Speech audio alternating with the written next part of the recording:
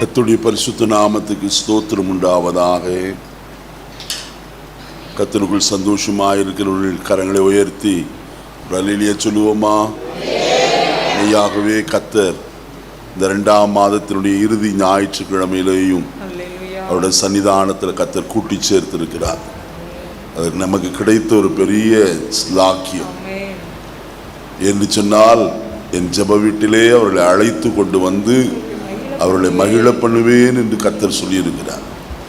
ஜெப வீட்டுக்கு எப்படிப்பட்ட நிலைமையில் இருந்தாலும் வருவோமானால் நிச்சயமாய் நாம் திரும்பி போகும்போது வெறுமையாய் போக மாட்டோம், ஆசீர்வதிக்கப்பட்டவர்களாய் கடந்து போவோம். என்று சொன்னால் தேவன் அங்கே இருக்கிறார் என்று வேதம் சொல்லுகிறது. கர்த்தருடைய வசனத்தில் நான் வாசிக்கிறோம். யாத்திராகமத்தின் புஸ்தகம் 25ஆம் அதிகாரம் 8வது வசனத்தில், நான் அவர்கள் நடுவில் வாசம் பண்ணேன், எனக்கு ஒரு பரிசுத்த ஸ்தலத்தை உண்டாக்குவார்களாக என்று சொன்னார். எதற்கு கர்த்தர் கட்ட சொன்னார்? அவர்கள் நடுவிலே என்ன செய்ய? வாசமாயிருக்க. 26ஆம் சங்கீதம் 8வது வசனத்தை நான் வாசிக்கிற வேளையில அங்கே வசனம் சொல்லுகிறது விதமாய், கர்த்தாவே உமது ஆலயமாகிய வாசஸ்தலத்தையும் உமது மகிமை தங்கிய ஸ்தானத்தையும் நான் என்ன செய்கிறேன்? வாஞ்சிக்கிறேன். ஏன் ஆலயத்தை வாஞ்சித்தார்? அங்க போன ஏதாவது சாப்பாடு போடுவாங்கன்னா, அங்க போன ஏதாவது கிடைக்கும் என்றா அல்ல. கர்த்தருடைய வசனம் சொல்லுகிறது, கர்த்தாவே உமது மகிமை தங்கிய ஸ்தானம். அப்ப கர்த்தருடைய ஆலயத்திலே கர்த்தருடைய மகிமை என்ன செய்திருக்கிறது? தங்கி இருக்கிறது. 2வது காரியம், உமது ஆலயமாகிய வாசஸ்தலத்தையும் உமது மகிமை தங்கிய. சரியா வாசிங்க முதல்ல இருந்து. கர்த்தாவே உமது ஆலயமாகிய வாசஸ்தலத்தையும் உமது மகிமை தங்கிய ஸ்தானத்தையும் நான் என்ன செய்கிறேன்? வாஞ்சிக்கிறேன். கர்த்தருடைய மகிமை எங்கே தங்கி இருக்கிறது? கர்த்தருடைய ஆலயத்திலே தங்கி இருக்கிறது. கர்த்தருடைய ஆலயத்திலே தங்கி இருக்கிற மகிமையை நாம் என்ன செய்ய முடியும்? பார்க்க முடியும். அதனால்தான் 27ஆம் சங்கீதம் 4வது வசனத்துல, கர்த்தரிடத்தில் ஒன்றை நான் கேட்டேன், அதையே நாடுவேன், கர்த்தருடைய மகிமையை பார்க்கும்படியாகவும் அவருடைய ஆலயத்தில் ஆராய்ச்சி செய்யும்படியாகவும் நான் என் ஜீவனுள்ள நாளெல்லாம் கர்த்தருடைய ஆலயத்தில் தங்கி இருப்பதே என்ன செய்வேன்? அப்ப என்ன அவர்களுடைய விருப்பம் எல்லாம் கர்த்தருடைய மகிமையை நான் பார்க்கணும். ஆவியின் ஏவுதலினாலே அருமையான சிமியோன் கர்த்தருடைய ஆலயத்திற்கு வந்திருந்தான். வந்தபோது இயேசுவை சுத்திகரிப்பின் முறைமையின்படி அங்கே ஆலயத்திற்கு கொண்டு வந்து பலி செலுத்தும்படியாய் காணப்படுகிறார். சிமியோன் இயேசுவை தன் கைகளிலே மரியாளுடைய கரத்திலிருந்து வாங்கி அவர் சொன்ன ஒரு வார்த்தை, ஆண்டவரே உம்முடைய வார்த்தையின்படியே உமது அடியானை சமாதானத்தோடு போக விடுகிறீர். போதுமா? என்ன செய்கிறீர்? உமது அடியேனை சமாதானத்தோடு போக விடுகிறீர். உம்முடைய இரட்சணியத்தை என் கண்கள் என்ன செய்தது? கண்டது. கர்த்தருடைய மகிமையும் இரட்சணியத்தையும் பார்க்க வேண்டுமானால் தேவனுடைய சமூகத்திற்கு நான் கடந்து வர வேண்டியது அவசியமான ஒரு காரியம். இந்த காலையில் உங்களோடு கூட கர்த்தருடைய வார்த்தையை பகிர்ந்து கொள்ளும்படி கர்த்தரின் இருதயத்தில் வைத்த ஒரு தேவனுடைய வார்த்தை 1 தெசலோனிக்கேயர் 5ஆம் அதிகாரம் 18வது வசனத்தை நான் வாசிக்க கேட்போம். 1 தெசலோனிக்கேயர் 5ஆம் அதிகாரம் 18. எல்லாவற்றிலும் ஸ்தோத்திரம் செய்யுங்கள், அப்படி செய்வதே கிறிஸ்து இயேசுவுக்குள் உங்களை குறித்து தேவனுடைய சித்தமாயிருக்கிறது. தலைகளை தாழ்த்தி ஜெபிப்போம். பரலோகத்தின் நல்ல பிதாவே, நல்ல வேளைக்காய் ஸ்தோத்திரம்.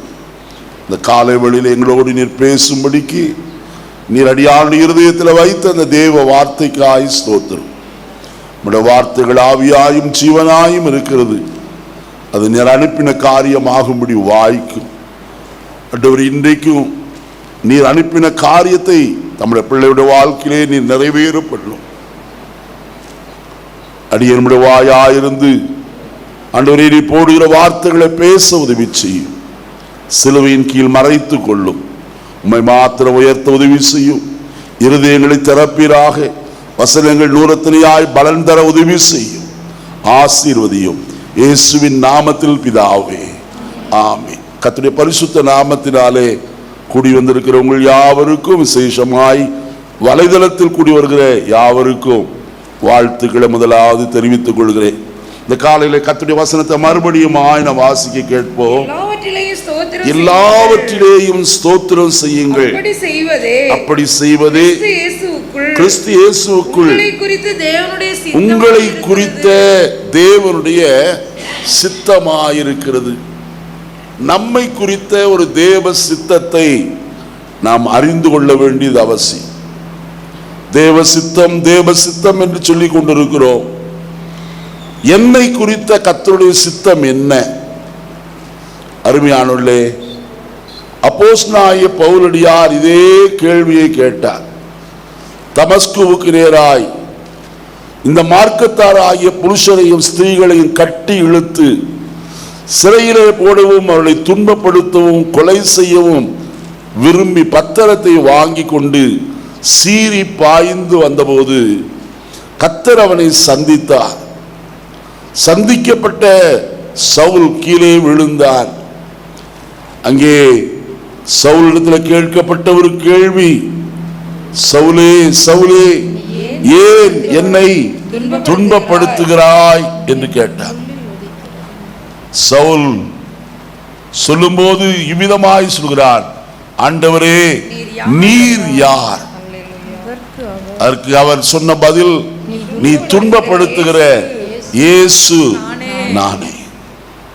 அதற்கு பின்பு நாம் வசனத்தில் வாசிக்கிறோம், 6வது வசனத்தில் அவன் நடுங்கி திகைத்து, ஆண்டவரே நான் என்ன செய்ய நீர் சித்தமாயிருக்கிறீர்? இந்த கேள்விதான் இந்த காலை வேளையிலே நம்மிடத்திலே வர வேண்டிய ஒரு காரியம். நான் என்ன செய்ய நீர் சித்தமாயிருக்கிறீர்?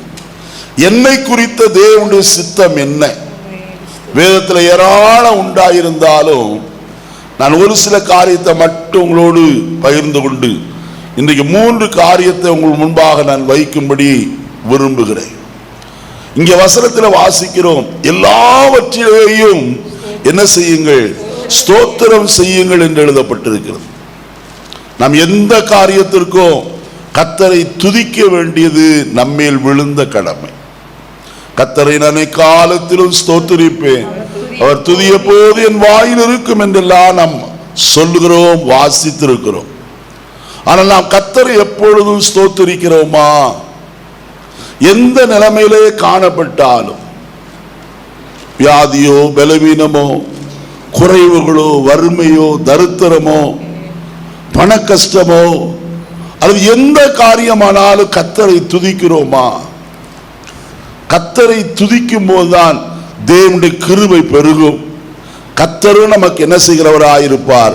விடுதலை தருகிறவராய் காணப்படுவார். அருமையானே, தேவனுடைய மகிமை விளங்குவதற்கு ஏதுவாக அநேகருடைய ஸ்தோத்திரத்தினாலே கிருபை என்ன செய்யும்? பெருகும். கிருபை பெருகுமானால் வெளிப்படுகிற ஒரு காரியம் ஒன்று உண்டு. அது என்ன? தேவ மகிமை வெளிப்படும். நான் அதை இவ்விதமாய் சொல்ல விரும்புகிறேன். வாசிப்போம். யோவான் எழுதின சுவிசேஷம் 2ஆம் அதிகாரம் 12வது வசனத்தை வாசிப்போம். யோவான் 2:12. அதன் பின்பு தாயாரும் அவருடைய சகோதரரும் 11 வாசிங்க. கீழே இவ்விதமாக இயேசு தமது முதலாம் அற்புதத்தை கலிலேயாவுள்ள கானாவூரிலே செய்து தம்முடைய மகிமையை என்ன செய்தாராம்? பாருங்கள். அப்ப அவருடைய மகிமை நம்முடைய வாழ்க்கையில வெளிப்பட வேண்டுமானால் என்ன மகிமை வெளிப்பட்டது? கல்யாண வீட்டிலே திராட்சரசம் குறைவுபட்டு போயிற்று. எல்லாரும் மிகவும் மனக்கலக்கத்திலே காணப்பட்டார்கள். சம்பவம் நமக்கு தெரியும். இயேசுவிடத்திலே மரியாள் ஆள் அனுப்பினார்கள். வந்தபோது இயேசு கச்சாடிகளிலே தண்ணீரை என்ன செய்யுங்கள், நிரப்புங்கள் என்றார். நிரப்பினார். மொண்டு வந்து விசாரிப்புக்கு ஆழத்தில் கொடுங்கள் என்றார். கொடுத்தார்கள். எல்லாரும் குடித்த போது அவர்கள் சொன்னார்கள், இதுவரைக்கும் இந்த திராட்சை ரசத்தை நீர் எங்கே வைத்திருந்தீர்? அதுதான் 11வது வசனம் சொல்கிறது. இவ்விதமாய் இயேசு தமது முதலாம் அற்புதத்தை கலிலேயா உள்ள கானா ஊரிலே செய்து தம்முடைய மகிமையை என்ன செய்தாராம், விளங்க பண்ணினார் என்று எழுதப்பட்டிருக்கு. இன்னொரு இடத்திலேயும் ஆண்டவராய் இயேசு கிறிஸ்து சொல்லுகிற ஒரு வார்த்தையை நாம் பார்க்கலாம்.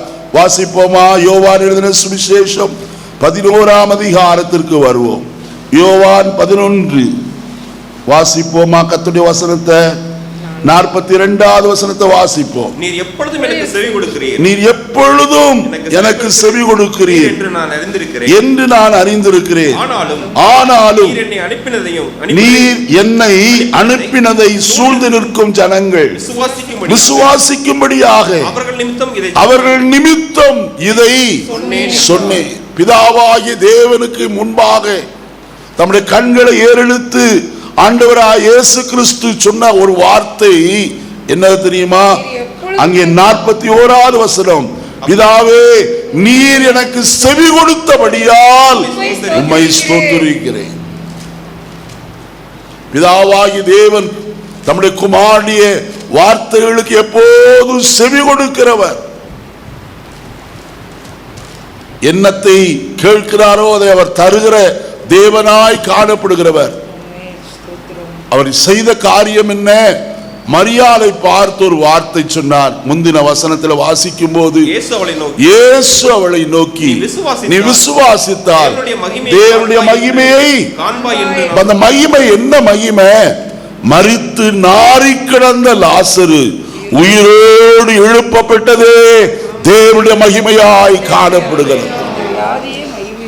அப்ப ஸ்தோத்திரம் செய்வோமானால் கர்த்தர் தம்முடைய மகிமை என்ன செய்கிறவர்? விளங்க பண்ணுகிறவர். எவ்வளவாய் ஸ்தோத்திரிக்கிறோம். சில பேர் இருக்காங்க, 1000 ஸ்தோத்திர பலிய புஸ்தகத்தை வாங்கிட்டு அதை மட்டும் வாசித்தது அல்ல. அதில் எழுதப்பட்டிருக்கிற வார்த்தையை நான் குறை சொல்லவில்லை, புஸ்தகத்தை குறித்து குறை சொல்லவில்லை. அதை பார்க்க நம்முடைய இருதயத்திலிருந்து என்ன செய்யணும்? எழும்ப வேண்டும். எழுதப்பட்ட வார்த்தையை மட்டும் வாசித்து ஸ்தோத்திரம் ஜோத்திரம் சொல்றதல்ல. அருமையானே, உள்ளத்தின் ஆழத்திலிருந்து ஆண்டவரே நீர் எனக்கு அற்புதம் செய்ய போறபடினால் உம்மை ஸ்தோத்திரிக்கிறேன். நீர் என்னோடு கூட இருக்கிறபடினால் உம்மை ஸ்தோத்திரிக்கிறேன்.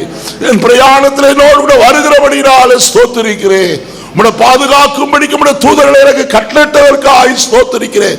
இருதயத்தின் ஆழத்திலிருந்து சூழ்நிலைக்கு ஏற்ற விதமாய் கர்த்தரை ஸ்தோத்திரிப்போமானால் வித்தியாசமான சூழ்நிலைகள் காணப்படலாம். ஆனால் கர்த்தரை துதிப்பதிலே உண்டாயிருக்கிற மேன்மை வேறு எதிலும் இல்லை. கர்த்தரை ஸ்தோத்திரம் பண்ணி பாருங்க. கர்த்தர் என்னவோ எவ்வளவாய் தம்முடைய மகிமையை விளங்க பண்ணுவார் நமக்கு தெரியும், நாம் அறிந்து கொள்ள முடியும். இந்த காலை வேளையில நம்மை குறித்த தேவனுடைய சித்தம் என்ன? எல்லாவற்றிலேயும் என்ன செய்யுங்கள்? ஸ்தோத்திரம் பண்ணுங்க. சபைக்கு வந்த போது மட்டுமல்ல, வீட்டிலே காணப்பட்டாலும், ஆகாரத்தை புசிக்கிற நேரத்திலும், அல்லது வேறு எந்த சமயமானாலும் கர்த்தரை நாம் எப்போதும் என்ன செய்வோம்? ஸ்தோத்திரம் பண்ணி கொண்டே இருப்போம். தேவன் தம்முடைய மகிமையை ஒவ்வொரு நாளும் நம்முடைய வாழ்க்கையில் விளங்க செய்வார். இரண்டாவது காரியம், வசனத்தை வாசிப்போம். 1 தீமோத்தேயு 2ஆம் அதிகாரம் 4வது வசனத்தை வாசிக்கலாம். 1 தீமோத்தேயு எல்லா மனுஷரும் ரட்சிக்கப்படவும் சத்தியத்தை அறிகிற அறிவை அடையவும் அவர் எப்படி என்னமா இருக்கிறாராம்? அவருடைய சித்தம் என்ன? எல்லா மனுஷரும் என்ன செய்யப்படுவது? ரட்சிக்கப்படுவது, ஒருவரும் கெட்டு போகாமல். அதற்காகவே தம்முடைய வருகையை தாமதப்படுத்தி கொண்டிருக்கிறார். எல்லா மனுஷருக்கும் ரட்சிப்பை அளிக்கத்தக்க தேவ கிருபை என்ன செய்தது? பிரசன்னமாயிற்று என்று சொல்லி தீத்து நிருபம் 2ஆம் அதிகாரத்தில் வாசிக்கும் போது அறிந்து கொள்ள முடியும். வாசிப்போம் அந்த வசனத்தை. தீத்து நிருபம் ஏனெனில் 2ஆம் அதிகாரம் 11வது வசனம். ஏனெனில் எல்லா மனுஷருக்காகவும் ரட்சிப்பை அளிக்கத்தக்க தேவ கிருபை.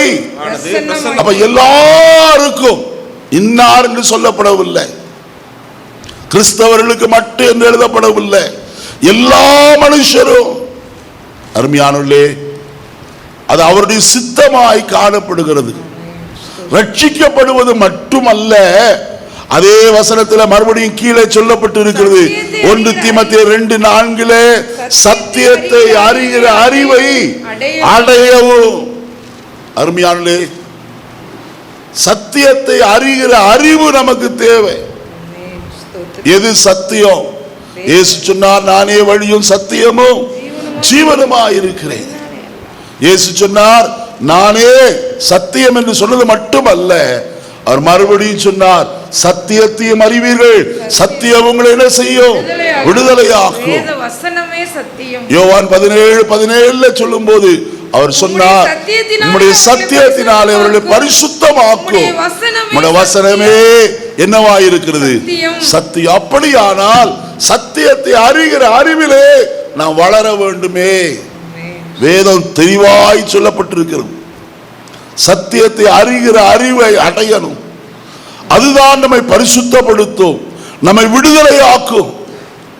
அந்த சத்தியம் நம்மை மேன்மைப்படுத்துகிறதாய் காணப்படும்.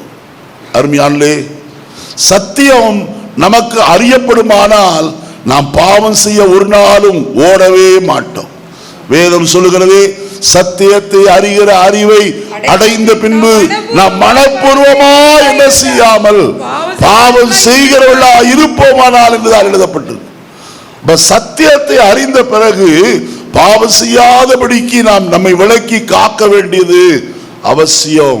எப்படி முடியும்? சங்கீதம் 119:9 சொல்லுகிறார், வாலிபன் தன் வழி எதினால் சுத்தம் பண்ணுவான், உமது வசனத்தின்படி தன்னை காத்துக் கொள்கிறதினால் தானே.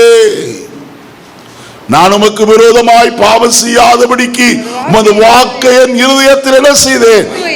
வைத்தேன் என்று சொன்னாரே. என்னை கேட்கிற கர்த்தருடைய ஜனமே, இந்த வசனம் நமக்குள்ளே தரித்திருக்குமானால், சங்கீதம் 37:31 வசனத்தில் வாசிக்கும் போது, அவன் தேவன் அருளிய வேதம் அவன் இருதயத்தில் இருக்கிறபடியினால் அவன் நடைகளில் ஒன்றும் என்ன செய்வதில்லை, பிசகுவது இல்லை. வேதம் நம்முடைய இருதயத்துக்குள்ள இருக்கா? எப்படி இருக்கும்? ஒவ்வொரு நாளும் வேதத்திற்கு முக்கியத்துவம் கொடுப்போம். வேதத்தை முக்கியப்படுத்தினால் கர்த்தர் நம்மை ஆசீர்வதிக்க முடியும். ஏசாயா தீர்க்கதரிசியின் புஸ்தகம் 42ஆம் அதிகாரத்திற்கு வருவோம். ஏசாயா 42 வாசிப்போம். 21வது வசனத்தை வாசிப்போம்.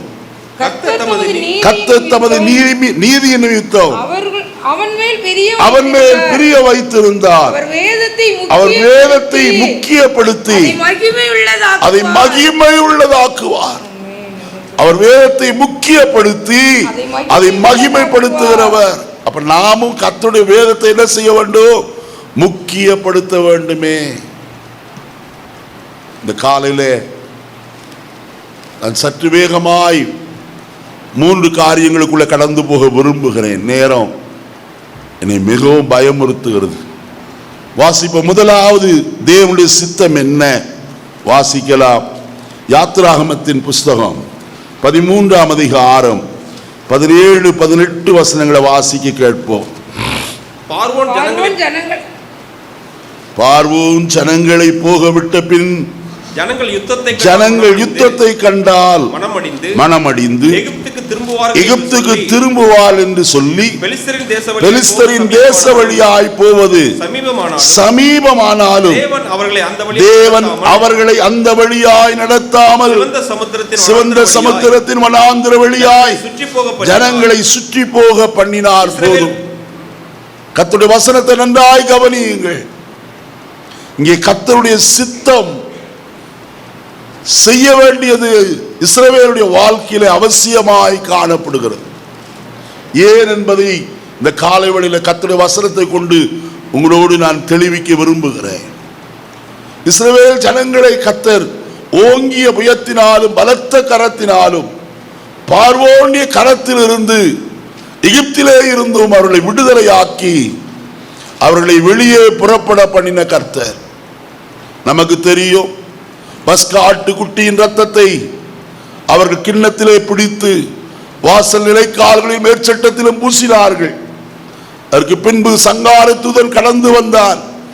ரத்தத்தின் அடையாளம் இல்லாத எல்லா வீட்டிலும் சங்காரம் உண்டாயிற்று. ஆனால் இஸ்ரவேலர் எல்லாரும் அந்த ஆட்டுக்குட்டியின் ரத்தத்தினால் என்ன செய்யப்பட்டார்கள்? மீட்கப்படுகிறாய் காணப்பட்டார். அருமையாளே, மீட்கப்பட்ட தேவ ஜனம் எகிப்திலேயே தங்கியிருப்பது கர்த்தருடைய சித்தம் அல்ல. அவர்கள் புறப்பட்டு போக வேண்டும். கர்த்தர் மோசே இடத்துல சொல்லும் போது பார்வோனிடத்தில் சொல்லத்தக்கதான வார்த்தை விதமாய் சொன்னார், என் ஜனங்கள் என்னை ஆராதிக்கும்படிக்கு அவர்களை அனுப்பிவிடு. எங்கே ஆராதனை? வனாந்தரத்திலே ஆராதனை. வனாந்தரம் நமக்கு ஒருவேளை திகைப்பையும் சஞ்சலத்தையும் கண்ணீரையும் வரவழைக்கிறதாய் காணப்பட்டாலும் அந்த வனாந்திரத்திலே ஒவ்வொரு நாளும் தேவனுடைய மகிமையை நாம் என்ன செய்ய முடியும்? அனுபவிக்க முடியும். அதற்காகத்தான் தேவன் வனாந்திரத்தில் கர்த்தருக்கு ஆராதனை செய்யும்படி அவளை வழி நடத்துகிறவராய் காணப்பட்டார். வசனத்தில் வாசிக்கிறோம், அணி அணியாய் அவர்கள் புறப்பட்டு வந்தார்கள். செங்கடலுக்கு முன்பதாய் கடந்து வந்த போது எல்லாருக்குள்ள ஒரு பெரிய முறுமுறுப்பு. திரும்பி பார்த்தால் பார்வோனுடைய சேனை இப்பக்கத்தில் அக்கப்பக்கத்திலும் மலைகள் சூழ்ந்திருக்கிறது. இனி எங்கே போவது என்று தெரியாதபடிக்கு திகைத்து திரிகிற ஒரு நிலைமை. பார்வோன் அதைத்தான் சொல்கிறார், எகிப்தியர் வனாந்திரத்தில் என்ன செய்கிறார்கள்? திகைத்து காணப்படுகிறார்கள். ஆனால் கர்த்தர் நடத்துகிற விதத்தை நன்றாய் நாம் புரிந்து கொள்ள வேண்டும். பெலிஸ்தருடைய தேசத்தின் வழியாய் கடந்து போனால் சீக்கிரத்தில் என்ன செய்ய முடியும்? போய் சேர முடியும்.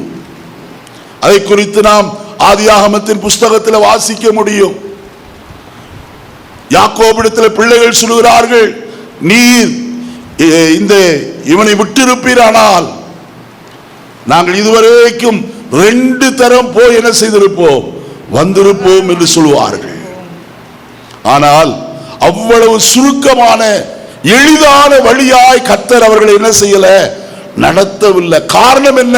முதல் காரியம், பெலிஸ்தரின் தேச வழியாய் போவது சமீபமானாலும் தேவன் அவர்களை அந்த தேசத்தின் வழியாய் என்ன செய்யாமல் நடத்தாமல்.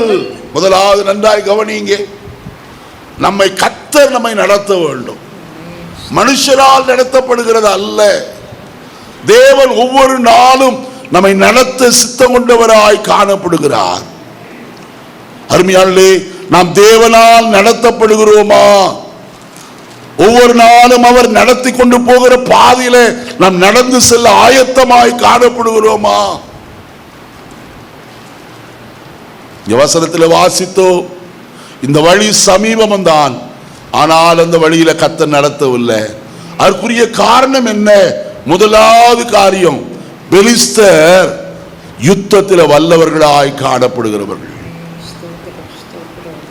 அந்நியரை காணும் போது உடனடியாக அவருடைய பட்டயத்தை நீட்டி அவர்கள் என்ன செய்வார்கள்? கொலை செய்கிறவர்களாய் காணப்படுவார்கள். இஸ்ரவேல் ஜனத்திற்கு யுத்தம் பண்ணி இதுவரைக்கும் என்ன இல்லை? பழக்கமே இல்லை. அவர்கள் செய்ததெல்லாம் ஒரே ஒரு காரியம், சேற்றை குலைத்து செங்கலை அறுக்க தெரியும். பார்வோன் விட்ட பிறகு வீட்டில் போய் நன்றாய் சாப்பிட தெரியும். ஏன்னா அவங்க சொல்லும் போது சொல்றாங்களே, நாங்கள் இறைச்சி பாத்திரங்கள் அடியிலே உட்கார்ந்து நாங்கள் திருப்தியாய் சாப்பிட்ட மச்சங்களையும் வெள்ளரிக்காய்களையும் கொம்மட்டி காய்களையும் வெங்காயத்தையும் வெள்ளை பூண்டுகளையும் நினைக்கிறோம் என்று சொல்கிறார்கள். சாப்பிடுறதுக்கு நல்ல ஆட்கள். ஆனால் கர்த்தர் அவர்களை அவ்வழியாய் நடத்தலையே.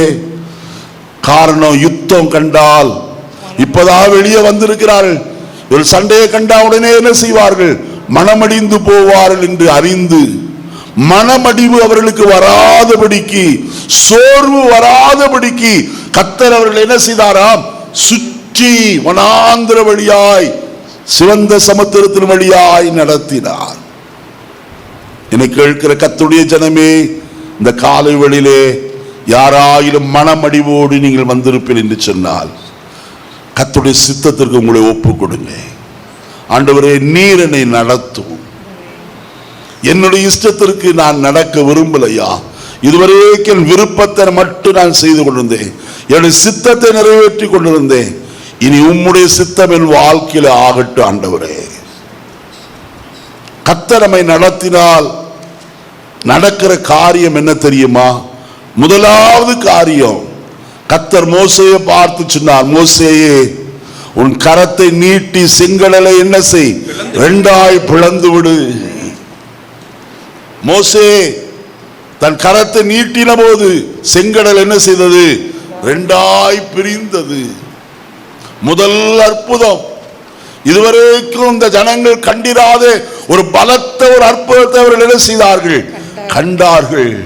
கர்த்தருடைய பிள்ளையே, கர்த்தருடைய சித்தத்திற்கு உன்னை ஒப்பு கொடுப்பாயானால் நீ முதலாவது காண்பது என்ன தெரியுமா? உனக்கு முன்பதாய் வழிவிடக்கூடாதபடிக்கு தடை செய்கிற எல்லாம் வழிவிடுகிறதாய் காணப்படும். இரண்டாவது காரியம், செங்கடலில் தண்ணீர் நின்றது, சேரும் சகதியும் காணப்படும். ஆனால் கர்த்தரோ கீழ்காற்றை அதற்கு நேராக செய்தார், வீச பண்ணினார். நடந்தது என்ன? உலர்ந்த தரையாய் மாறிற்று. கர்த்தர் உங்களை நடத்துகிற விதம் சற்று அறிந்து கொள்ளுங்க. கர்த்தருடைய வேதம் சொல்லுகிறது, அவள் கால் நனையாமல் என்ன செய்தார்கள்? அவர்களை நடத்துகிறவராய் காணப்பட்டார். உலர்ந்த தலைவலியாய் அக்கறைக்கு போனார்கள். அதே செங்கடலில் உள்ளே கடந்து போகும்போது செங்கடலில் காணப்படுகிற தண்ணீரானது மதில் போல் அவர்களுக்கு என்ன செய்தது? நின்றது. மூன்றாவது ஒரு அற்புதம், அவள் அக்கறைக்கு கடந்து போய்விட்டார்கள். பார்வோனுடைய சைனியம் உள்ளே வருகிறது. கர்த்தர் அவருடைய ரதங்களின் உருளைகளை என்ன செய்ய பண்ணினார்? கலந்து போக பண்ணினார். அவர்கள் தங்கள் ரதத்தை வருத்தத்தோடு என்ன செய்தார்கள்? நடத்தினார்கள். அவள் சொல்லுகிற வார்த்தை விதமாக இருக்கிறது, கர்த்தர் அவர்களுக்கு துணை நின்று அவர்களுக்காக என்ன செய்கிறார்? யுத்தம் பண்ணுகிறார். கர்த்தருடைய பிள்ளையே, கர்த்தர் உனக்கு துணை செய்கிறவர் என்பதை மறந்து போகாதே. கர்த்தர் உன்னை நடத்துகிற விதத்திற்கு உன்னை ஒப்பு கொடுப்பாயானால் கர்த்தர் உனக்கு துணையாயிருந்து நீ வெட்கப்படாதபடிக்கு உன்னை காக்க போதுமானவராயிருப்பார். கர்த்தராகிய ஆண்டவர் எனக்கு துணை செய்கிறார், ஆகையால் நான் என்ன செய்வதில்லை? வெட்கப்பட்டு போவதில்லை. நான் வெட்கப்பட்டு போவது இல்லை என்று நான் அறிந்திருக்கிறேன். எத்தனை பேர் நம்மளே சொல்ல முடியும்? கர்த்தரை வெட்கப்படுத்த மாட்டவே மாட்டார் ஐயா. என் முகம் அவரை நோக்கி பார்க்கிறபடினால் என் முகத்தை ஒரு நாளும் அவர் என்ன செய்கிறவர் அல்ல, வெட்கப்படுத்துகிறவர் அல்ல. அக்கறைக்கு போன போது செங்கடல் மறுபடியும் என்ன செய்தது? மூடிக்கொண்டது.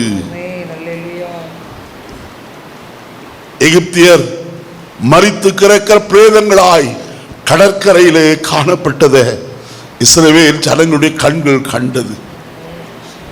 ஐயா, இந்த காலையில ஒன்று உங்களோடு நான் சொல்லட்டும், நம்முடைய சித்தத்தின்படி நடப்போமானால் நாம் ஒரு அற்புதத்தையும் காண முடியாது. தேவ சித்தத்திற்கு நம்முடைய வாழ்க்கையை ஒப்பு கொடுப்போம். ஆண்டவரே, உம் சித்தம் போல என்ன செய்யும்? நடத்தும். ஆண்டவரே, என் வாழ்க்கையில் நீ என்ன செய்தாலும் உம்முடைய சித்தம் நிறைவேறட்டும். அதற்கு என்னை முழுவதுமாய், என்னுடைய ஆவி, ஆத்துமா, சரீரம் முழுவதுமாய் நான் அர்ப்பணிக்கிறேன். இஸ்ரவேல் ஜனங்கள் எகிப்தில் ஒரு நன்மையும் காணவில்லை, எல்லா தீமையை அனுபவித்துக் கொண்டிருந்தார்கள். ஆனால் வனாந்திரத்தில் கர்த்தர்களுக்கு நன்மையை கட்டளிடுகிறவராயிருந்தார்.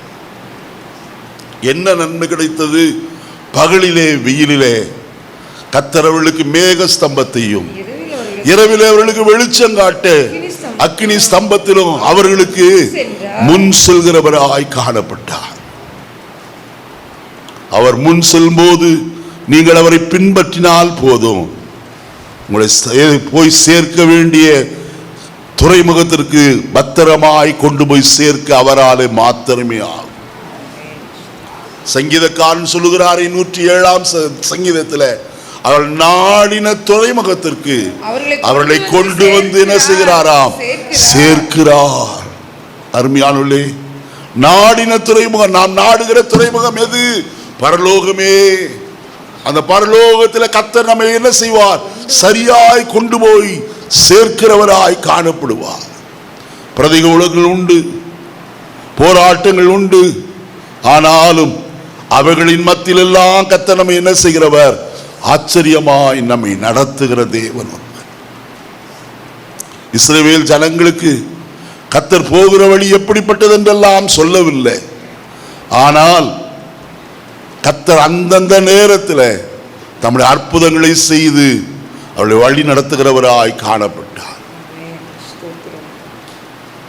இஸ்ரவேல் ஜனங்களுக்கு சிவந்த சமுத்திரத்தின் முன்னாய் நிற்கும் போது சொன்ன ஒரு வார்த்தை, நீங்கள் பயப்படாதிருங்கள், இன்றைக்கு நீங்கள் காண்கிற எகிப்தியரை என்றைக்கும் காண மாட்டீர்கள்.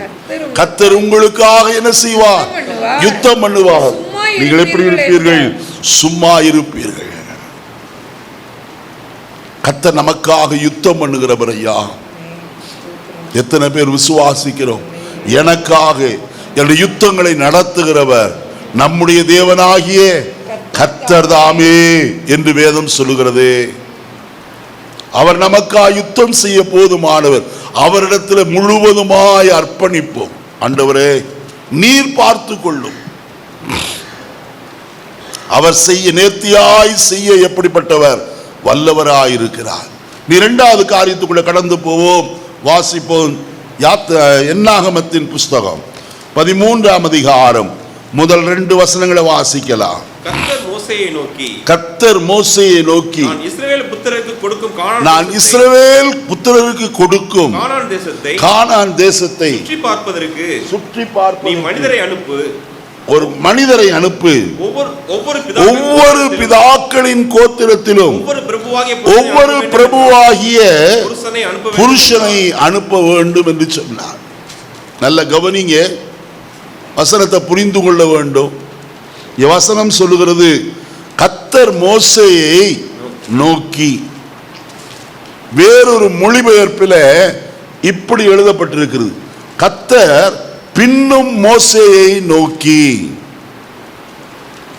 ஒரு வார்த்தையை விட்டு இருக்கிறாங்க. என்னது? கர்த்தர் பின்னும் மோசேயை நோக்கி அப்படின்னு சொன்னால் அதனுடைய அர்த்தம் என்ன? அதற்கு முன்னையே கர்த்தர் என்ன செய்திருக்கிறார்? ஏதோ ஒன்று சொல்லி இருக்கிறார். நான் உங்களை குழப்ப விரும்பவில்லை. நம்முடைய தமிழ் பைபிளில் சில பிழைகள் உண்டு. அதை சரியாய் மற்ற மொழிபெயர்ப்புகளை பார்க்கும்போதுதான் அதை புரிந்து கொள்ள முடியும். கர்த்தர் பின்னும் மோசேயை நோக்கி சொன்ன ஒரு வார்த்தை தான் இங்கே. நீ மனிதரை தெரிந்து கொண்டு வேவு பார்க்கும்படிக்கு நீ என்ன செய்? அனுப்பு. ஆனால் முதலாவது கர்த்தர் சொன்ன வார்த்தை என்ன? அதை பார்த்து தேவ சித்தத்தை அவள் செய்தார்களா என்று பார்க்கலாம். வாசிப்போம். உபாகமத்தின் புஸ்தகம் 1ஆம் அதிகாரம் 21வது வசனத்திலிருந்து வாசிக்கலாம். உபாகமம் 1:21. இதோ உன் தேவனாகிய கர்த்தர், இதோ உன் தேவனாகிய கர்த்தர் அந்த தேசத்தை உனக்கு முன்பாக வைத்திருக்கிறார். அந்த தேசத்தை உனக்கு முன்பாக வைத்திருக்கிறார். உன் பிதாக்களுடைய தேவனாகிய கர்த்தர் உனக்கு சொன்னபடியே நீ போய் அதை சுதந்தரித்துக் கொள். பயப்படாமலும் கலங்காமலும் இரு என்றேன். போதும். நல்ல கவனிக்கணும் கர்த்தருடைய வசனத்தை. மறுபடியும் வசனத்தை வாசிப்போமா? 21. இதோ உன் தேவனாகிய கர்த்தர் அந்த தேசத்தை உனக்கு முன்பாக என்ன செய்திருக்கிறார்? எந்த தேசம்? கானான் தேசம். யாத்திராகமம் 3ஆம் அதிகாரம் 7, 8 சொல்லப்பட்ட அந்த நல்ல தேசம். உபாகமத்தின் புஸ்தகம் 8ஆம் அதிகாரம் 11வது வசனத்தில் சொல்லப்பட்ட அந்த தேசம். உபாகமத்தின் புஸ்தகம் 11ஆம் அதிகாரத்திலே சொல்லப்பட்ட அந்த தேசம், அருமையாளே, கர்த்தர் உனக்கு முன்பாக என்ன செய்திருக்கிறார்? வைத்திருக்கிறார். நீ செய்ய வேண்டியது என்ன? எங்க திருப்பிட்டு இருக்கீங்க? இங்க பாருங்க. உன் பிதாக்களுடைய தேவனாய கர்த்தர் உனக்கு சொன்னபடியே நீ போய் அதை என்ன செய்? சுதந்தரித்துக்கொள். கர்த்தர் உன் பிதாக்களுடைய தேவனாய கர்த்தர் உன் பிதாக்களோடு கூட சொன்ன வார்த்தையின்படி நீ போய் அந்த தேசத்தை என்ன செய்? சுதந்தரித்துக்கொள். என்ன செய்ய வேண்டாம்? பயப்படவும் கலங்கவும் வேண்டாம். செய்ய வேண்டிய காரியம் என்ன? நீ புறப்பட்டு போய் நீ தேசத்தை சுதந்தரித்துக் கொள்ள வேண்டும். அதை விட்டுட்டு அடுத்த வசனத்தை வாசிப்ப 22வது வசனம். அப்பொழுது நீங்கள் எல்லாரும் என்னிடத்தில் வந்து, நல்ல கவனிங்க, இடையில ஒரு கேப். கர்த்தர் சொன்ன வார்த்தையை மோசே சொல்லுகிறார். அப்போ ஜனங்கள் என்னிடத்தில் வந்து நமக்காக அந்த தேசத்தை சோதித்து பார்க்கவும் நாம் இன்ன வழியாய் அதை சென்று இந்த பட்டணங்களுக்கு போகலாம் என்று நமக்கு மறு செய்தி கொண்டு வரவும் நமக்கு முன்பாக மனிதரை அனுப்புவோம் என்றீர்கள். யார் சொன்னது இந்த வார்த்தை? மோசே தான் சொன்னது, வேற யாரும் இல்லை. ஆனால் யார சொன்னாரு? இஸ்ரவேல் ஜனத்தை பார்த்து சொல்கிறார், நீங்க இப்படி ஆலோசனை கொடுத்தீர்கள். என்ன ஆலோசனை கொடுத்தாங்க? மறுபடியும் வாசிங்க, நீங்க புரிந்து கொள்றதுக்கு மறுபடியும் வாசிப்போம். நீங்கள் எல்லாரும் என்னிடத்தில் வந்து நமக்காக அந்த தேசத்தை என்ன செய்ய? சோதித்து பார்க்கவும் நாம் இன்ன வழியாய் அதில் சென்று இந்த பட்டணங்களுக்கு போகலாம் என்று நமக்கு மறு செய்தி கொண்டு வரவும் நமக்கு முன்பாக மனிதரை அனுப்புவோம் என்றீர்கள். அதுக்கு மோசே என்ன சொன்னார்? அடுத்த வசனம், அது எனக்கு நன்றாய் கண்டது. அது எனக்கு. இதுக்கு பின்னாடிதான் கர்த்தர் என்னாகமத்தில் சொன்னார். நீ என்ன இப்ப வாசிங்க 13ஆம் அதிகாரம். நான் இஸ்ரவேல் புத்திரருக்கு கொடுக்கும் கானான் தேசத்தை சுற்றி பார்ப்பதற்கு நீ மனிதரை என்ன செய்? அனுப்பு. அப்ப மோசே கர்த்தருடைய வார்த்தையின்படி போய் சோதரிக்க வேண்டியவன் ஜனங்களுடைய ஆலோசனையை கேட்டு இப்ப நிற்கிறார். கர்த்தர் சொல்லி சொல்லி பார்த்தார், கேட்கல. அதனால அவங்க இஷ்டத்துக்கே விட்டுட்டார். கர்த்தருடைய வசனத்துல இப்படி ஒரு வசனம் ஒன்று உண்டு. 82ஆம் சங்கீதம் 11வது வசனம் என்ன நினைக்கிற? வாசிங்க. 82ஆம் சங்கீதம் 11வது வசனம். அவர்களையும் அவர்கள் அதிபதிகளையும் ஓரேவுக்கும் ஷேவுக்கும் அவர்கள் மன்னிக்கணுமா? 81ஆம் சங்கீதம் நீ வாசி. 82. என் ஜனம் எனக்கு செவி கொடுத்து இஸ்ரவேலின் வழிகளில் நடந்தால் நலமாயிருக்கும். நான் சீக்கிரத்தில் அவர்கள் எதிராளிகளை நான் தாழ்த்தி என் கையை அவர்கள் சத்துருக்களுக்கு விரோதமாக என்ன செய்வேன்? திருப்புவேன். அப்பொழுது கர்த்தரை பகைக்கிறவர்கள் இச்சகம் பேசி அடங்குவார்கள். இருக்கும். இல்லம்மா, ஒரு வசனம் இருக்கு. அவர்கள் இருதயத்தின் கடினத்தில் ஆகையால் அவர்கள் இருதயத்தின் கடினத்திற்கு. எத்தனாவது வசனம்? 12. அவருடைய இருதயத்தின் கடினத்திற்கு என்ன செய்தேன்? இதுதான் நடக்க போகுது. தேவ சித்தத்தை செய்யாதபடிக்கு அவங்க சொன்னாங்க, இவங்க சொன்னாங்க, இப்படி சொன்னாங்க, அப்படி சொன்னாங்கன்னு சொல்லி மனுஷீக சித்தத்தை நிறைவேற்றுவோமானால் இங்க கர்த்தர் கைவிட்டுருவார்னு சொல்லி இருக்கு. மறுபடியும் அந்த வசனத்தை வாசிங்க. 12வது வசனத்தை. ஆகையால் 10 வாசிங்கம்மா. உன்னை எகிப்து தேசத்திலிருந்து புறப்பட பண்ணின உன் தேவனாய கர்த்தர் நானே. உன் வாயை விரிவாய் திற, நான் அதை நிரப்புவேன். என் ஜனமோ என் சத்தத்திற்கு செவி கொடுக்கவில்லை, இஸ்ரவேல் என்னை விரும்பவில்லை. ஆகையால் அவர்களை அவர்கள் இருதயத்தின் கடினத்திற்கு போ, தொலைஞ்சு போ. நல்ல கவனிக்கணும்.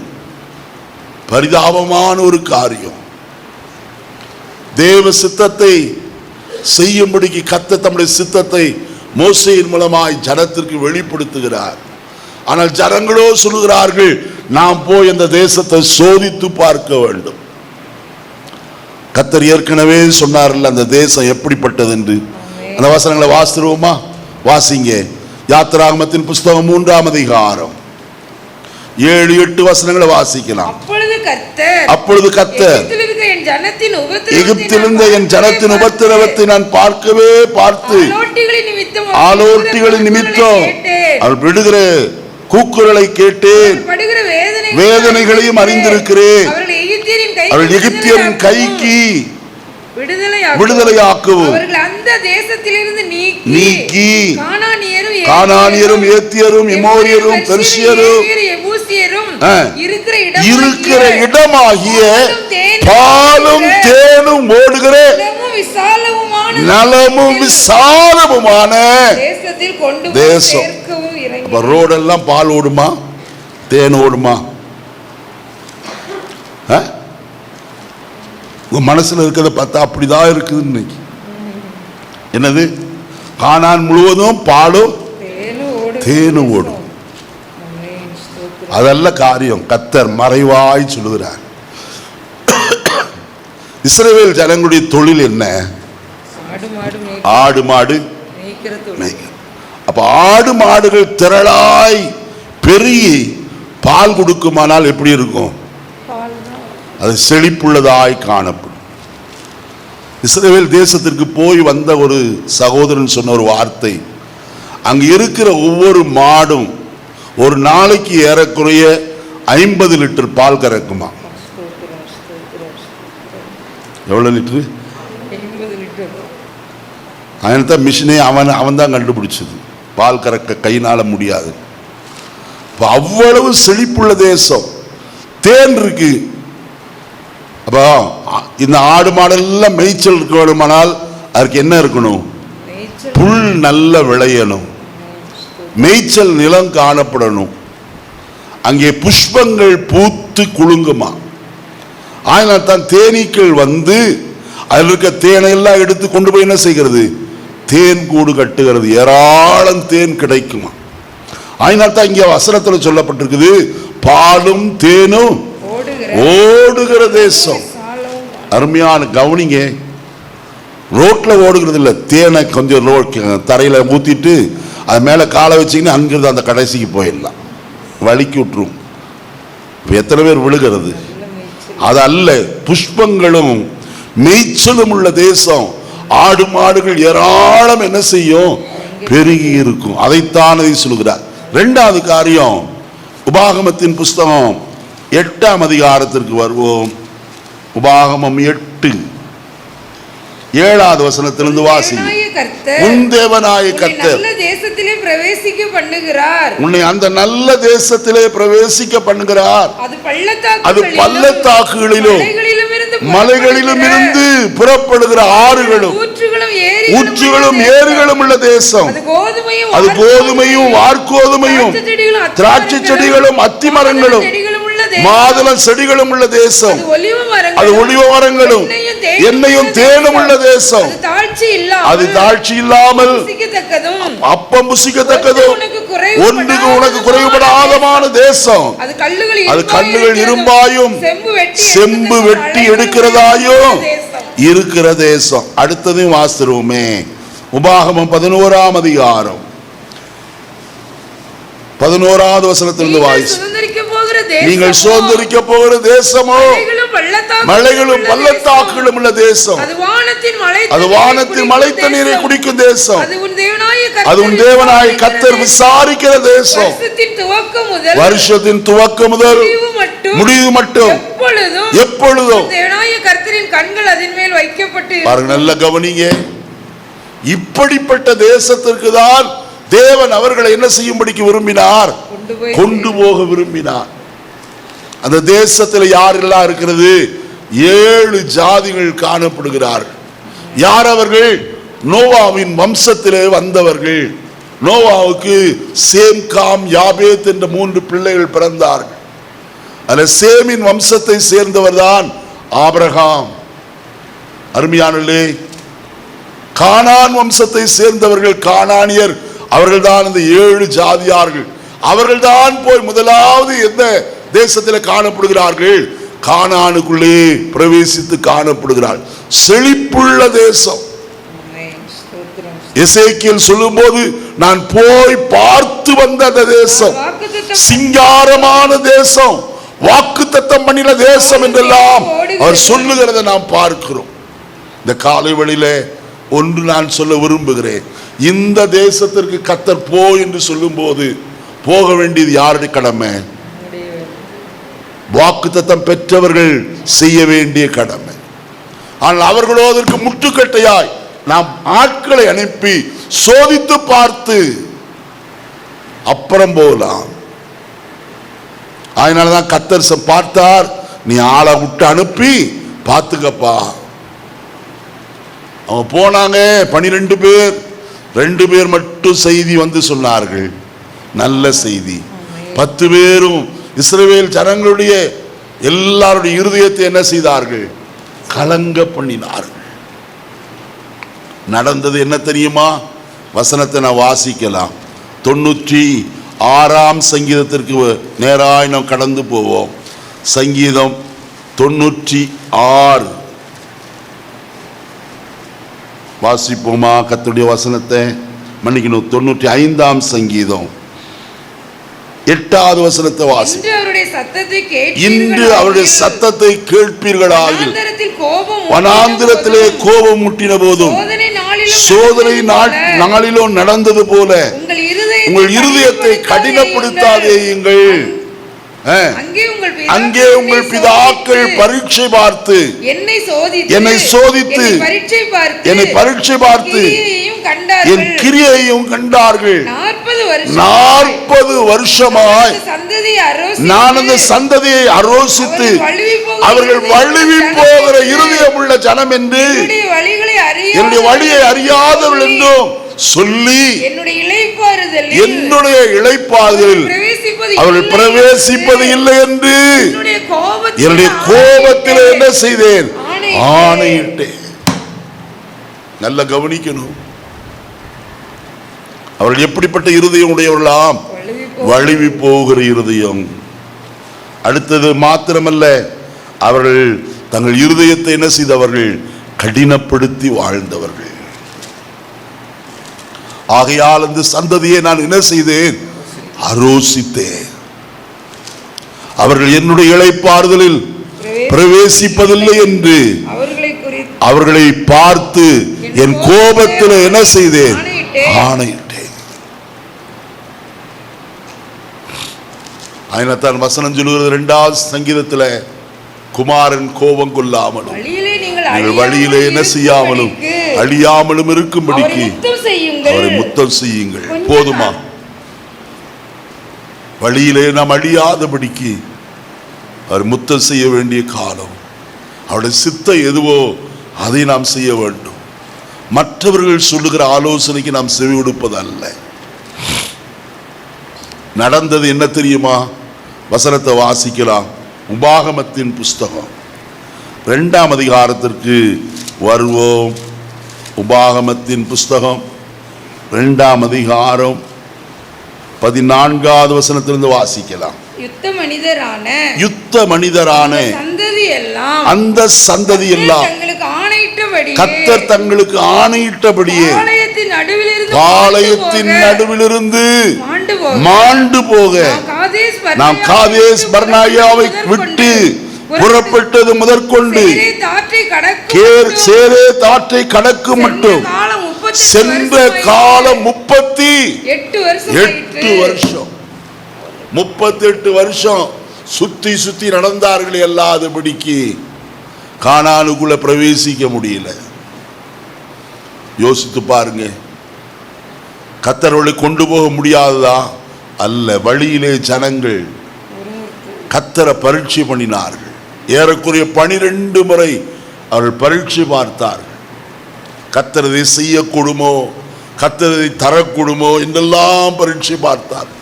முறுமுறுக்கிறவர்களாய் காணப்பட்டார்கள், வணங்கா கழுத்துள்ளவர்களாய் காணப்பட்டார்கள், விக்கிரக ஆராதனை செய்தார்கள். நீங்க 1 கொரிந்தியர் 10ஆம் அதிகாரத்தை நீங்க வீட்டில் போய் வாசித்துக் கொள்ளுங்க.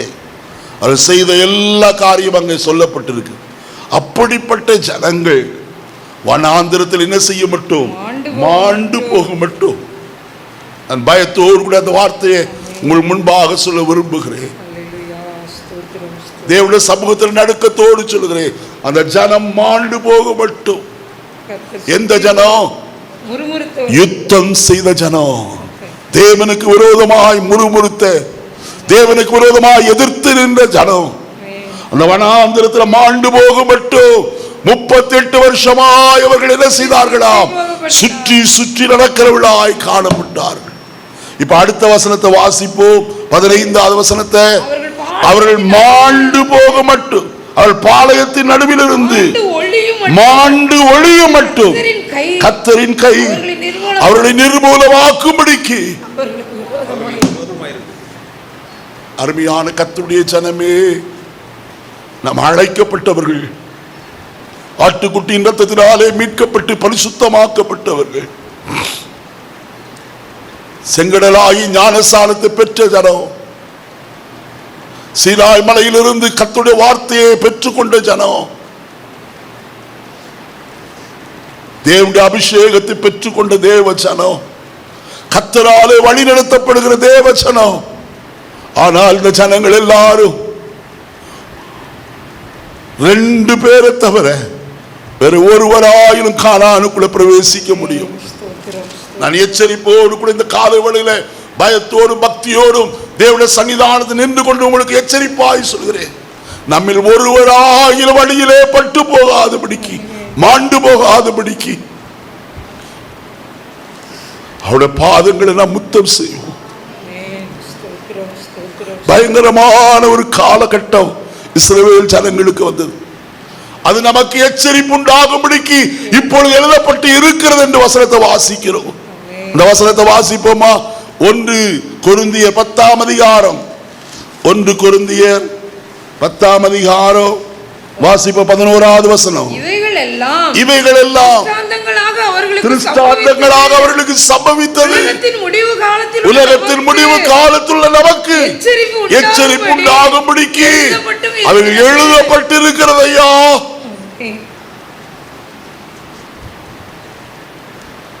நமக்கு இது எச்சரிப்பாய் காணப்படுகிற காரியம். அநேக இடங்களிலே சைன் போர்டு போட்டிருக்கிறார்கள், பல சைன். அதை பார்க்கும்போது நாம் எச்சரிப்பாய் நடக்க வேண்டியது அவசியம்.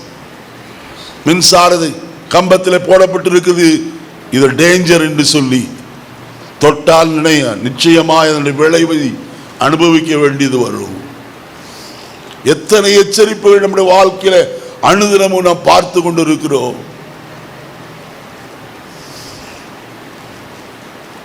ஆத்துப்பாலத்தில் ஒரு ஹெல்மெட் கடை ஒன்று இருக்கு.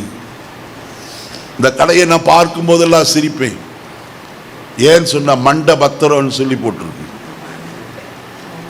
ஏன் ஹெல்மெட் போடாம போனா மண்டை அவ்வளவுதான். ஆனா மண்ட பத்திரம், அதற்கு பத்திரத்தில் என்ன வைக்கிறோம்? ஹெல்மெட் விற்கிறோன்னு அந்த கடை பேர் போட்டிருக்கு. நீங்க போகும்போது பாருங்க, அந்த பாலத்துக்கு அடியில லெப்ட் சைடில் இருக்கும். அங்கிருந்து வரும்போது ஏன் இதை சொல்லுகிறேன்? உலகத்தில் எச்சரிப்பு எத்தனையோ கொடுக்கப்படுகிறதே. இந்த வேதத்தின் எச்சரிப்புக்கு எத்தனை பேர் நம்ம செவி கொடுக்க ஆயத்தமாயிருக்கிறோம்? நேரம் கடந்து போற 3வது காரியத்துக்குள்ள போக விரும்புகிறேன். வாசிப்போ லூக்கா எழுதின சுவிசேஷம் 22ஆம் அதிகாரம் 42வது வசனத்தை வாசிப்போ. லூக்கா 22:42. பிதாவே, உமக்கு சித்தமானால் பாத்திரம் என்னை விட்டு நீங்கும்படி செய்யும். இந்த பாத்திரம் என்னை விட்டு நீங்கும்படி செய்யும். ஆகினும் என்னுடைய சித்தத்தின்படி அல்ல, சித்தத்தின்படியே ஆக கடவுது என்று ஜெபம் பண்ணி, உம்முடைய சித்தத்தின்படியே ஆக கடவது என்று ஜெபம் பண்ணினார். ஜெபம் பண்ணினார். இயேசு கெத்செமனே தோட்டத்துல ஜெபித்த ஒரு ஜெபத்தை குறித்து தான் நீங்க வசனத்துல வாசிக்கிறோம். இயேசு இந்த உலகத்திற்கு வருவதற்கு முன்பு, தேவனால் அனுப்பப்படுவதற்கு முன்பு, பிதாவோடு கூட அவருடைய மடியில மனமகிழ்ச்சியாய் காணப்பட்டவர். யார் எமது காரியமாய் போவார், யாரை நான் அனுப்புவேன் என்கிற ஒரு சத்தம் கேட்டபோது இயேசு சொன்ன வார்த்தை, இதோ நான் போக சித்தமாய் இருக்கிறேன் சொன்னார். வசனத்தை வாசிப்பீர்களா? சங்கீதம் 40 சங்கீதம் 6 வசனத்திலிருந்து வாசிக்கலாம். அப்பொழுது 40 6 பலியையும் காணிக்கையும் நீர் விரும்பாமல், பலியையும் காணிக்கையும் நீர் விரும்பாமல் உமது செவிகளை திறந்தீர். சர்வாங்க தகன பலிகளும் பாவ நிவாரண பலிகளும் நீர் கேட்கவில்லை. அப்பொழுது இதோ வருகிறேன், புஸ்தக சுருளில் என்னை குறித்து எழுதியிருக்கிறது. என் தேவனே, உமக்கு பிரியமானதை செய்ய விரும்புகிறேன். போதுமா? இங்கே அவர் சொல்லும் போது சொல்லுகிறார், இதோ உமக்கு சித்தமானதை செய்ய விரும்புகிறேன். உமக்கு பிரியமானது எதுவோ அது நான் செய்ய விரும்புகிறேன். எபிரேயருக்கு எழுதின நிருபம் 10 அதிகாரத்திலும் நான் வாசிக்கும் போது 7 வசனத்திலிருந்து வாசிக்கலாம். அப்பொழுது நான் தேவனே, உம்முடைய சித்தத்தின்படி செய்ய இதோ வருகிறேன். புஸ்தக சுருளில் என்னை குறித்து என்ன செய்திருக்கிறது, எழுதி இருக்கிறது என்று சொன்னேன் என்று சொன்னார். புஸ்தக சுருளிலே, நியாயப்பிரமாண புஸ்தகத்திலே யாரை குறித்து எழுதியிருக்கிறது? இயேசு கிறிஸ்துவை குறித்து எழுதியிருக்கிறது. ஆதியாகமத்தில் தானே பல முறை கிறிஸ்துவை மறைமுகமாய் சுட்டி காட்டப்பட்ட சம்பவங்கள். 3 அதிகாரத்தில் அவர் ஸ்திரீயின் வித்து என்று எழுதப்பட்டிருக்கிறது நாம் பார்க்கிறோம். ஆதியாகமம் 22 அதிகாரத்தில் அங்கே ஈசாக்குக்கு பதிலாய் பலியிடப்பட்ட ஆட்டுக்குட்டி என்று சொல்லி எழுதப்பட்டிருக்கிறது நாம் பார்க்கிறோம். ஆதியாகமம் 49 அதிகாரத்தில் சமாதான கர்த்தர் வருமளவும் என்று எழுதப்பட்டிருக்கிறது. கிறிஸ்துவை குறித்து எல்லா இடங்களிலேயும் அங்கே சொல்லப்பட்டிருக்கிறதை நாம் பார்க்கிறோம். அதைத்தான் அவர் சொல்லுகிறார், புஸ்தக சுருளில் என்னை குறித்து என்ன செய்திருக்கிறது, எழுதியிருக்கிறது. இதோ உம்முடைய சித்தத்தை நிறைவேற்ற நான் என்ன செய்கிறேன், வருகிறேன். மாம்சத்தில் வந்த இயேசு கிறிஸ்து 30வது வயதிலே யோவான் ஸ்நானகனால் ஞானஸ்நானம் பெற்று தமது மகிமையான ஊழியத்தை ஆரம்பித்தார். 3.5 ஆண்டு கால நன்மை செய்கிறவராய் யூதேயாவிலும் கலிலேயாவிலும் சமாரியாவிலும் தம்முடைய ஊழியத்தை எல்லாவற்றையும் நிறைவேற்றுகிறவராய் காணப்பட்டார்.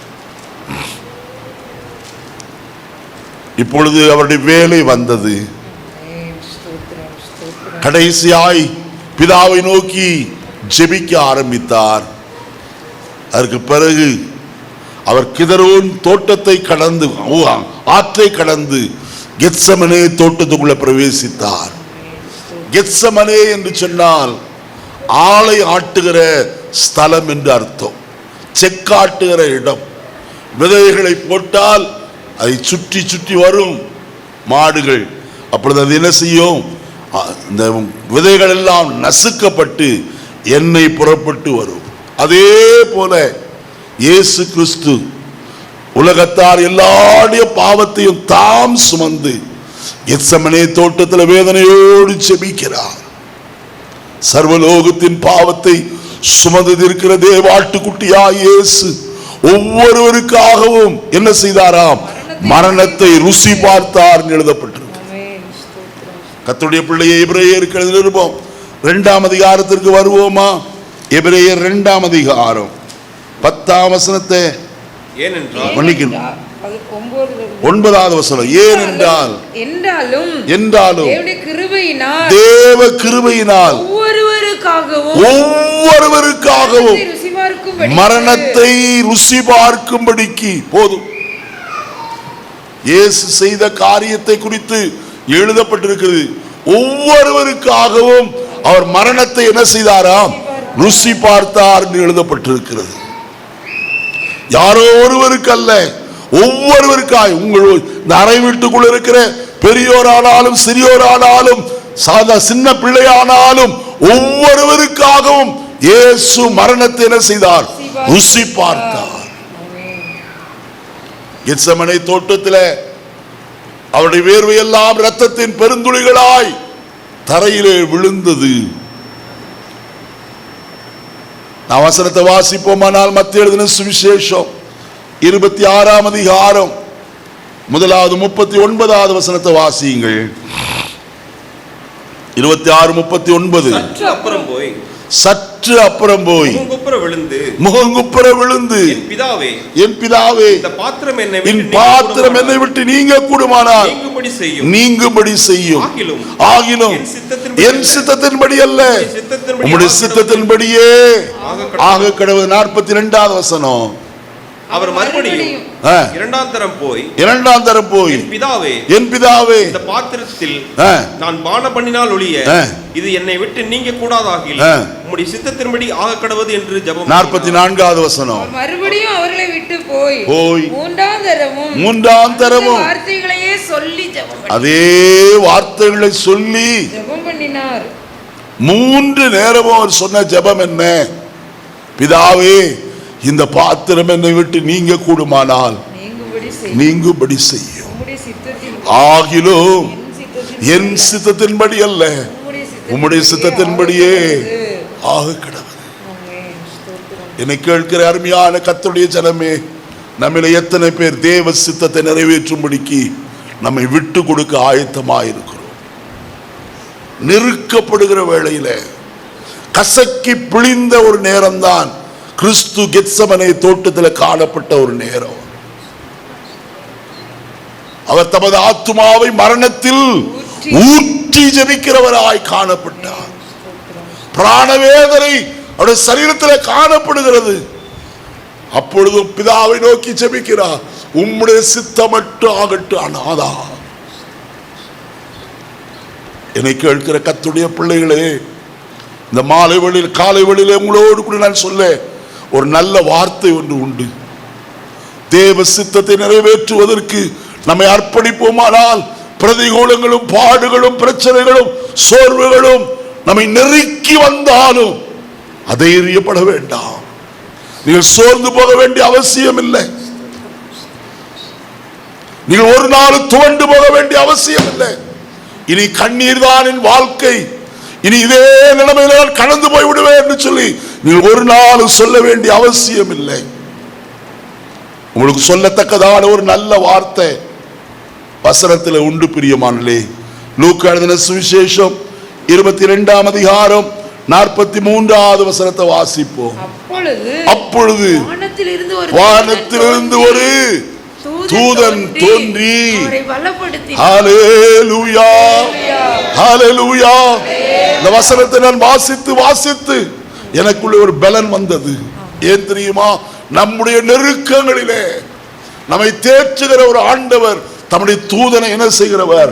அனுப்புகிறவராய் காணப்படுகிறவர். இந்த காலை வேளையில கண்ணீரோடு வந்திருக்கிற தேவ பிள்ளையே, வேதனையோடு காணப்படுகிற பிள்ளையே, நீங்க எந்த நிலைமையில வந்திருந்தாலும் இந்த காலையில உங்களை தேற்றுவதற்கு தேவன் தம்முடைய தூதனை அனுப்பி இருக்கிறார். அவர் உங்களை பலப்படுத்துகிறவர். எது நிமித்தமாய்? தம்முடைய வசனத்தின் நிமித்தமாய். ஏசாயா 53ஆம் அதிகாரத்திற்கு நேராய் திருப்பி ஒரு வசனத்தை மட்டும் வாசித்து முடிக்க முடியாது நான் விரும்புகிறேன். வாசிப்ப ஏசாயா 53ஆம் அதிகாரத்துக்கு நேராய் நம்முடைய வேதத்தை சற்று திருப்புவோம். ஏசாயா 53 வாசிப்போமா? 12வது வசனம் 11வது வசனத்திலிருந்து வாசிப்போம்.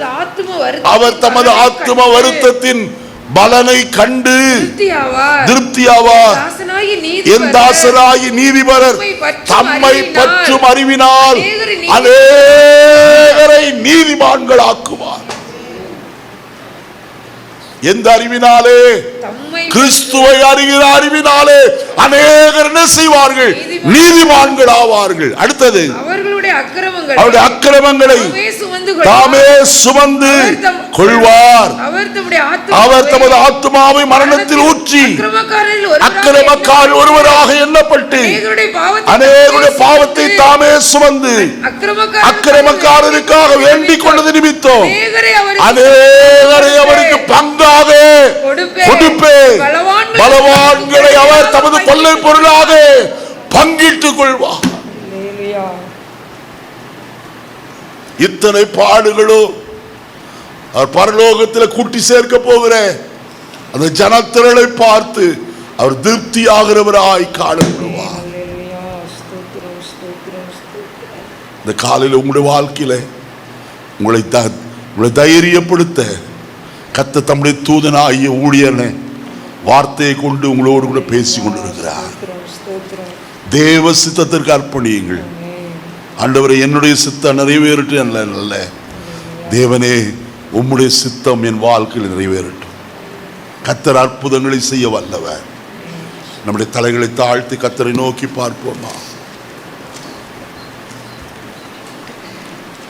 எல்லாரும் கண்களை அடைத்து இந்த காலைகளிலே கர்த்தரை நோக்கி பார்ப்போம். நம்முடைய கர்த்தர் நல்லவர் ஐயா. ஒரு நாள் நமக்கு தீங்கு செய்கிறவர் அல்ல. பெலிஸ்தருடைய தேசத்தின் வழியாய் போவது சற்று சமீபமானாலும் அவருடைய அன்பு எவ்வளவு பெரிதென்று நாம் புரிந்து கொள்ள வேண்டும். யுத்தத்தை கண்டால் ஜனங்கள் மனமடிந்து போவார் என்று சொல்லி அவளை சுற்றி நடக்க பண்ணினார்.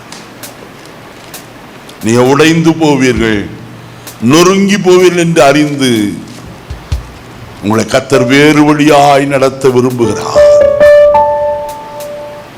இரண்டாவது காரியம், தேவன் தேசத்தை சுதந்தரித்துக் கொள் என்று சொன்னார். மனுஷிய ஆலோசனையை கேட்டு நடப்போமானால் நம்முடைய ஜீவிதம் முழுகி போகிறதாய் காணப்படும். அவர்கள் இருதயத்தின் கடினத்திற்கு நான் விட்டுவிட்டேன் என்று சொன்னார். மூன்றாவது காரியம், இயேசு தேவ சித்தத்தை நிறைவேற்றுவதில் மிகுந்த ஜாக்கிரதையுள்ளவராய் காணப்பட்டார்.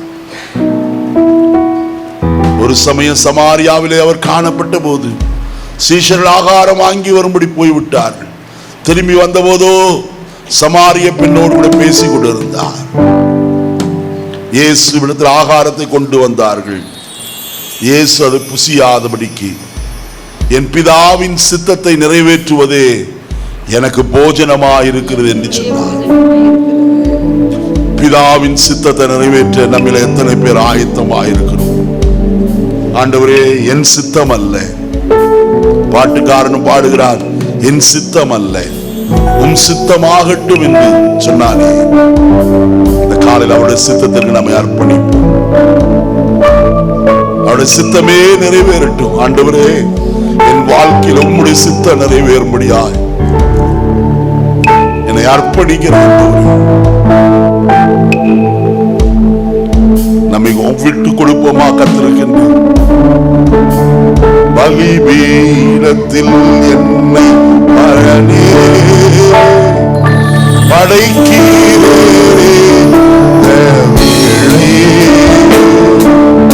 அடியேனை சித்தம் போல ஆண்டு நடத்திடுவே. அடியேனை சித்தம் போல ஆண்டு நடத்திடுவே.